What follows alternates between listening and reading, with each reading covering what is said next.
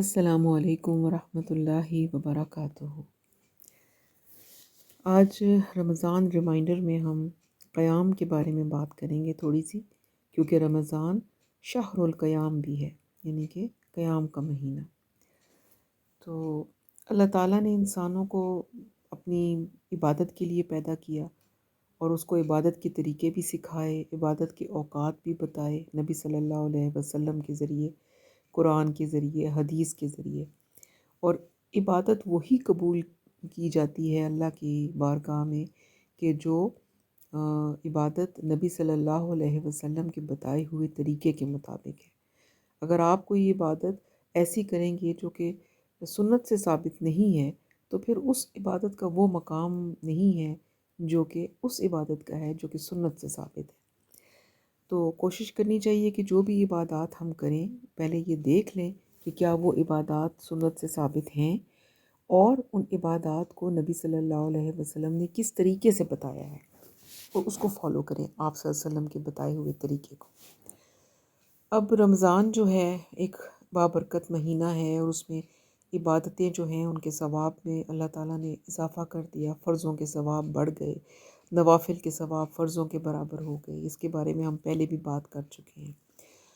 تو رمضان بیسیکلی کیا ہے، آج جو ہم نے پڑھنا ہے کہ رمضان شہر القیام ہے، یعنی کہ قیام کا مہینہ ہے۔ تو قیام سے کیا مراد ہے؟ جب ہم نماز میں کھڑے ہوتے ہیں تو وہ قیام ہوتا ہے۔ تو رمضان کی جو راتیں ہیں وہ بہت ہی افضل راتیں ہیں، تو ان کے اندر قیام کرنا چاہیے، یعنی کہ نماز پڑھیں اور اس میں لمبا قیام کریں، اس میں قرآن کے ساتھ قیام کریں، کیونکہ رمضان میں قرآن نازل ہوا، تو رمضان کو ہم قرآن کے ساتھ ہی گزارنے کی کوشش کرتے ہیں۔ اب قیام جو ہے وہ کس طریقے سے کیا جائے؟ اس کے ایک طریقہ تو یہ ہے کہ جو آپ صلی اللہ علیہ وسلم کی سنت بھی ہے کہ آپ نے تراویح، جس کو اس زمانے میں تو تراویح نہیں کہا جاتا تھا، قیام اللیل ہی کہتے تھے، یہ بعد میں اس کا نام تراویح پڑ گیا۔ اور آپ صلی اللہ علیہ وسلم نے تو قیام جو تراویح جس کو آج ہم تراویح کہتے ہیں، وہ آپ نے تہجد کے ٹائم پر پڑھائی، لیکن اب اسکالرز نے اس چیز کو کیا ہے کہ عشاء کی نماز کے ساتھ تراویح پڑھا دی جاتی ہے۔ اور یہ جو تراویح ہے، کہیں پر 8 رکعتیں پڑھائی جاتی ہیں، کہیں پر 20 رکعتیں پڑھائی جاتی ہیں، اور اس میں 8 ہوں یا 20 ہوں، قرآن پاک جو ہے اس کا 1 یا سوا سپارہ پڑھا جاتا ہے، تاکہ رمضان کے مہینے میں ایک قرآن پاک ان تراویحوں میں ختم کیا جا سکے۔ تو کوشش کرنی چاہیے کہ تراویح ضرور پڑھیں، گو کہ سنت ہے، لیکن سنت بھی رمضان کے مہینے میں بہت زیادہ درجہ، یعنی اس کے بھی ثواب بہت بڑھ جاتا ہے، تو اس کو پڑھنا چاہیے۔ اور پھر اس کی ایک اور جو خصوصیت کیا ہے کہ نبی صلی اللہ علیہ وسلم نے فرمایا ہے کہ جس نے ایمان کے ساتھ اور ثواب کی نیت سے رمضان کے مہینوں میں قیام کیا، اس کے گزشتہ سارے گناہ معاف کر دیے جائیں گے۔ تو کتنی بڑی اس کا انسینٹیو ہمیں دیا گیا کہ قیام کرنے سے ثواب اور اخلاص کے ساتھ تو سارے پچھلے گناہ معاف ہو جائیں گے۔ تو اگر سارے گناہ معاف ہو جائیں تو پھر اس سے بڑی اور کیا بات ہے؟ تو اس لیے ضرور تراویح پڑھنے کی کوشش کریں۔ اور ایک اور آپ کو حدیث بتاتی ہوں، آپ صلی اللہ علیہ وسلم، بلکہ حدیث نہیں ہے، اللہ تعالیٰ کا ارشاد ہے قرآن پاک میں، آپ فرماتے ہیں کہ ان کے پہلو بستروں سے الگ رہتے ہیں، اور وہ اپنے رب کو خوف اور امید کی حالت میں پکارتے ہیں، اور اس میں سے جو ہم نے ان کو رزق دیا وہ خرچ کرتے ہیں۔ سورۃ السجدہ کی آیت نمبر 16 ہے یہ۔ تو یہاں پر بھی دیکھیں کہ کتنی بڑی فضیلت ہے کہ بستر چھوڑ کر اللہ کی بارگاہ میں کھڑا ہو جائے، قیام کریں، نفل پڑھیں۔ تو عام دنوں میں قیام اللیل کرنا جو ہے وہ ذرا مشکل ہوتا ہے، لیکن یہاں رمضان میں یہ آسان ہے۔ ایک تو تراویح کی شکل میں آپ قیام اللیل کر سکتے ہیں، اور پھر یہ کہ تراویح چاہے 12 ہوں چاہے 20 ہوں، اس میں اختلاف ہے، لیکن آپ یہ دیکھیں کہ آپ جہاں پر بھی آپ جائیں قرآن پاک کو پورا سنیں۔ کچھ لوگ جاتے ہیں مساجد میں 8 جن میں 20 پڑھائی جاتی ہیں، نارملی 20 پڑھائی جاتی ہیں، تو وہ 8 پڑھ کے وہ نکل آتے ہیں۔ تو قرآن تو نہیں پھر انہوں کا پورا ختم نہیں ہوگا۔ وہ آپ کوشش یہ کریں کہ آپ نے قرآن پورا سننا ہے، پورا سپارہ سننا ہے، چاہے 8 میں پڑھا جا رہا ہے چاہے 20 میں پڑھا جا رہا ہے۔ یہ ان چھوٹی چھوٹی باتوں میں مت الجھا کریں۔ عبادت کا موقع ہے، جہاں مل رہا ہے جیسے مل رہا ہے وہ کر لیں۔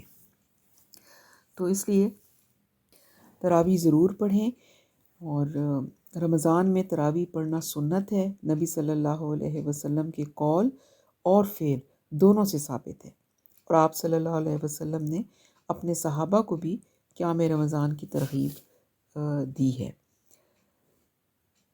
تراویح جو ہے یہ گھر میں بھی خواتین پڑھ سکتی ہیں اگر مساجد میں جانے کا انتظام نہیں ہے، لیکن آپ اگر اب ڈھونڈیں گے تو آپ کو ضرور اپنے ارد گرد کوئی ایسی مسجد مل جائے گی جہاں پر خواتین کا اچھا اور علیحدہ انتظام ہے۔ تو اگر ایسا ماحول آپ کو ملتا ہے تو ضرور مسجدوں میں جا کے تراویح پڑھیں، کیونکہ تراویح جماعت کے ساتھ پڑھنا جو ہے وہ زیادہ افضل ہے۔ اور پھر یہ کہ وہاں پر آپ کو قرآن سننے کو ملتا ہے۔ گھر میں اتنی مستقل مزاجی کے ساتھ پڑھی بھی نہیں جا سکتی، اور ہمیں اتنا قرآن زبانی آتا بھی نہیں ہے کہ جو ہم اس میں پڑھیں۔ تو اس لیے اگر موقع ملتا ہے تو ضرور مسجد میں جا کر تراویح کی جماعت میں شامل ہوں، اور یہ بھی دیکھیں کہ جہاں بھی آپ پڑھیں ایسی جگہ ڈھونڈیں کہ جہاں پر اچھا قرآن پڑھا جا رہا ہو، آہستہ آہستہ، تو جس کو پڑھ کے، جس کو سن کے آپ کو مزہ آئے اور سمجھ بھی آئے۔ آپ صلی اللہ علیہ وسلم نے اپنے گھر والوں اور اپنی ازواج کو بھی تراویح کی جماعت میں شریک کیا اور طویل قیام کیا، خصوصاً آخری عشرے میں رات کے قیام کے لیے جگایا۔ حضرت ابو ذر فرماتے ہیں کہ ہم نے رسول اللہ صلی اللہ علیہ وسلم کے ساتھ روزے رکھے۔ آپ صلی اللہ علیہ وسلم نے 23ویں رات تک ہمارے ساتھ رات کی نماز نہیں پڑھی، یعنی تراویح جو آج جس کو ہم تراویح کہتے ہیں۔ پھر 23ویں رات کو ہمیں لے کر کھڑے ہوئے یہاں تک کہ تہائی رات گزر گئی۔ پھر 24ویں رات کو نماز نہیں پڑھی، لیکن 25ویں رات کو آدھی رات تک نماز پڑھائی، یعنی تراویح۔ ہم نے عرض کیا کہ یا رسول اللہ، ہماری آرزو تھی کہ آپ باقی رات بھی ہمارے ساتھ نوافل پڑھتے۔ تو آپ نے فرمایا، جو شخص امام کے ساتھ اس کے فارغ ہونے تک نماز میں شریک رہا، اس کے لیے پوری رات کا قیام لکھ دیا گیا۔ پھر آپ نے 27ویں رات تک نماز نہ پڑھائی۔ 27ویں رات کو پھر کھڑے ہوئے اور ہمارے ساتھ اپنے گھر والوں اور ازواج کو بھی بلایا، یہاں تک کہ ہمیں اندیشہ ہوا کہ فلاح کا وقت نہ نکل جائے۔ اور راوی کہتے ہیں کہ میں نے ابو ذر سے پوچھا کہ فلاح کیا ہے، تو انہوں نے فرمایا کہ اس سے مراد ہے سحری۔ یہ ترمذی کی حدیث ہے۔ تو یہاں سے بھی آپ دیکھیں کہ تراویح کی اہمیت بھی پتہ چل رہی ہے، اور تراویح سنت سے ثابت بھی ہے۔ تو کوشش کریں کہ یہ ضرور پڑھیں۔ یہ بھی ایک قیام اللیل کی شکل ہے۔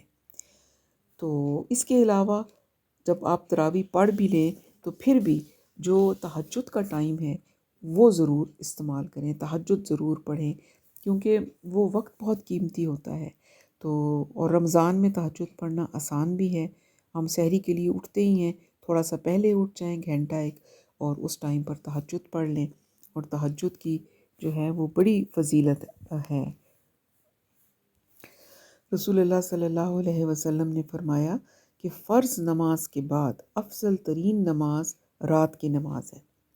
ابو امامہ سے روایت ہے کہ رسول اللہ صلی اللہ علیہ وسلم نے فرمایا کہ تہجد ضرور پڑھا کرو، کیونکہ وہ تم سے پہلے صالحین کی روش ہے اور تمہارے لیے اپنے رب کے قرب کا وسیلہ، گناہوں کو مٹانے کا ذریعہ اور گناہوں سے بچنے کا سبب ہے۔ تو کتنی فضیلت ہے۔ تو اس لیے تہجد کا وقت رمضان میں ہم اٹھ سکتے ہیں تو ہمیں ضرور پڑھنے چاہیے، اور اس میں بھی آپ جتنے بھی نفل پڑھ لیں، 2 پڑھیں، 4 پڑھیں، 8 پڑھیں، جتنے بھی پڑھ لیں، لیکن وہ اس میں لمبی قرات کریں، قرآن کے ساتھ لمبی قرات پڑھیں۔ اور اگر آپ کو زبانی نہیں آتا تو آپ جو زبانی آتا ہے اس کو آپ ریپیٹ کر سکتے ہیں ایک ہی رکعت میں۔ اور اس کے علاوہ قرآن پاک کو ہاتھ میں پکڑ کر بھی آپ تلاوت کر سکتے ہیں نفل نماز میں۔ تو قرآن کے ساتھ قیام کریں، اس کی بڑی فضیلت ہے۔ اور تہجد کا ٹائم ہو، اور پھر دیکھیں کہ اسکالرز کہتے ہیں کہ جو انسان تہجد پڑھتا ہے نا، وہ اس کو اللہ ہی بلاتے ہیں، اللہ ہی توفیق دیتے ہیں۔ اپنی مرضی سے کوئی تہجد نہیں پڑھ سکتا، اللہ کی توفیق سے ہی پڑھتے ہیں۔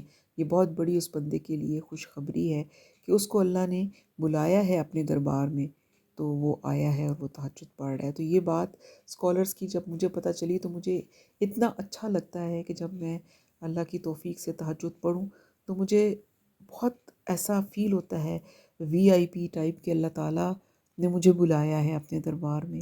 تو اگر ہم اس طریقے سے سوچیں گے تو تہجد میں اور زیادہ دل لگے گا، اور زیادہ خشوع آئے گا تہجد کی نماز میں۔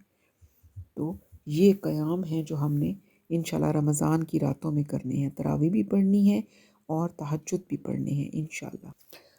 اس کے علاوہ تراویحوں جب پڑھی جاتی ہیں تو 4 تراویحوں کے بعد تھوڑا سا وقفہ دیا جاتا ہے، جس میں کہ ایک خاص دعا بھی پڑھی جاتی ہے۔ وہ دعا گو کہ سنت سے ثابت نہیں ہے، لیکن بزرگوں نے بتائی بھی ہے، اور ایسی دعائیں کہ جن میں کوئی شرکیہ لفظ نہ ہو اس کو پڑھنا چاہیے، اس کو پڑھنے میں کوئی مضحکہ نہیں ہے، تو وہ ضرور پڑھیں، یاد کر لیں، آپ کو مل جائے گی۔ اور اللہ تعالیٰ سے دعا ہے کہ اللہ ہم سب کو توفیق دے کہ ہم رمضان کی راتوں میں زیادہ سے زیادہ قیام کریں اور یہ راتیں اللہ کے ساتھ گزاریں۔ اللہ تعالیٰ ہم سب کو توفیق دے۔